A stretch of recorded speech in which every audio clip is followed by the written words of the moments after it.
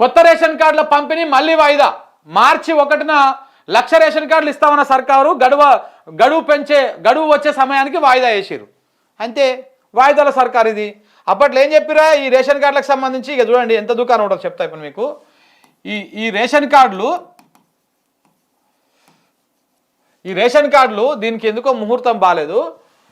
మేము అధికారంలోకి రాగానే డిసెంబరు 9 తారీఖు నాడే రేషన్ కార్డులు మీ ఇంటికి నడుచుకుంటూ వస్తాయా అని చెప్పిండు రేవంత్ రెడ్డి గారు.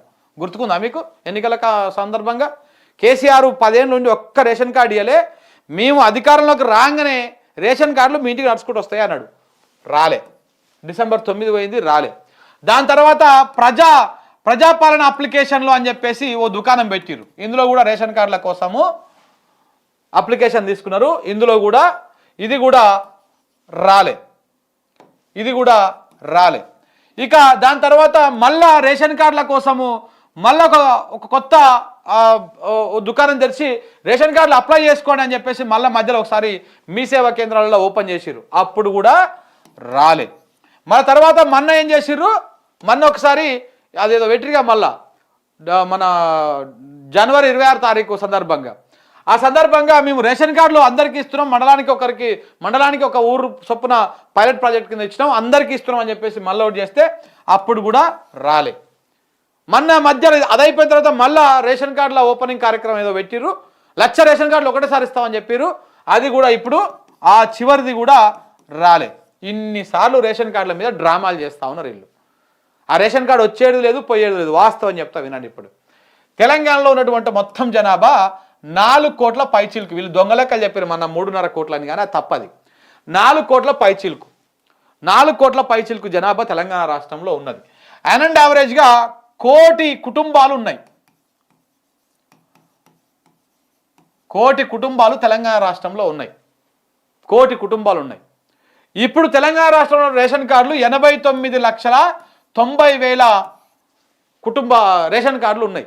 తెలంగాణ అంటే దగ్గర 90 లక్షల రేషన్ కార్డులు ఆల్రెడీ ఉన్నాయి. 90 లక్షల రేషన్ కార్డులు ఉన్నాయి. ఇప్పుడు కొత్తగా అప్లై చేసుకోవాలని పెడితే ఈజీగా 15 నుంచి 20 లక్షల వాళ్ళు కొత్తగా అప్లై చేసుకుంటారు.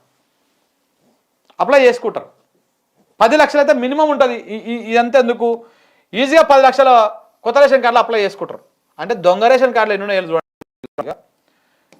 ఈజీగా 10 లక్షలు చేసుకుంటారు. ఇప్పుడు ఈ లెక్క ప్రకారం తీస్తే ఈడ ఉన్న జనాభా, ఈడ ఉన్న కుటుంబాల కంటే కూడా రేషన్ కార్డుల సంఖ్య పెరిగిపోతూ ఉన్నది. ఇది విషయాన్ని అంటే 100కు 100% రేషన్ కార్డులు ఉండవు కదా.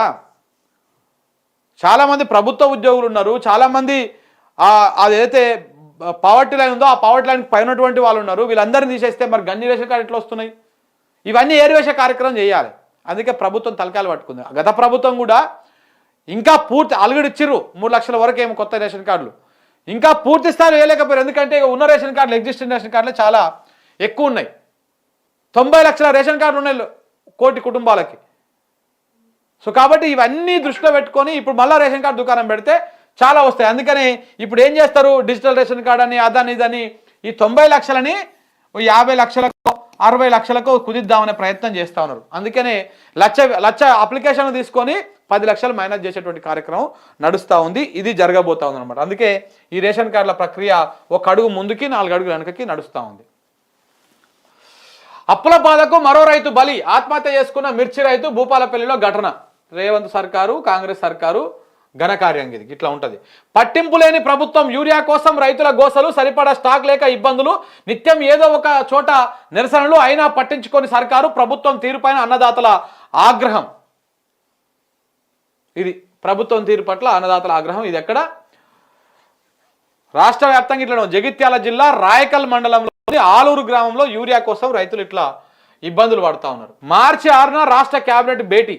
40,000 కోట్ల స్కాము, సీఎం రేవంత్ అనుచరుడి భారీ కుట్ర, ఏడీఎంఎస్ ఎలక్ట్రిక్ వెహికల్స్ పేరుతో ఓలా, పెట్టుబడుల కోసం జనం దగ్గర వసూళ్లు. మేనేజింగ్ డైరెక్టర్గా ఉన్న సంతోష్ కుమారు, రేవంత్ సీతక్కతో సంతోష్కు చాలా దగ్గర సంబంధాలు ఉన్నాయంట. ఈ ఏడీఎంఎస్ అనేటువంటి ఒక ఎలక్ట్రిక్ వెహికల్స్ దుకాణం ఒకటి తెరిచి దీంట్లో ప్రజల నుంచి డబ్బులు తీసుకొని ఆ డబ్బులతోనే 40,000 కోట్ల స్కామ్ అంటావు కొడుక. ₹1 ₹2 కాదు, 40,000 కోట్ల స్కామ్. పింక్ బుక్లో రాస్తున్నాం అని చెప్పేసి నిన్న మన కొల్లాపూర్కు కవిత పర్యటన ఉండే అక్కడ మాట్లాడింది. అక్కడ కార్యకర్తల మీద దాడి సందర్భంగా ఆమె అక్కడ మాట్లాడింది. ప్రతిదీ మేము పింక్ బుక్లో రాస్తున్నాం, మీ ఎవరిని వదిలిపెట్టే ప్రసక్తే లేదని చెప్పేసి.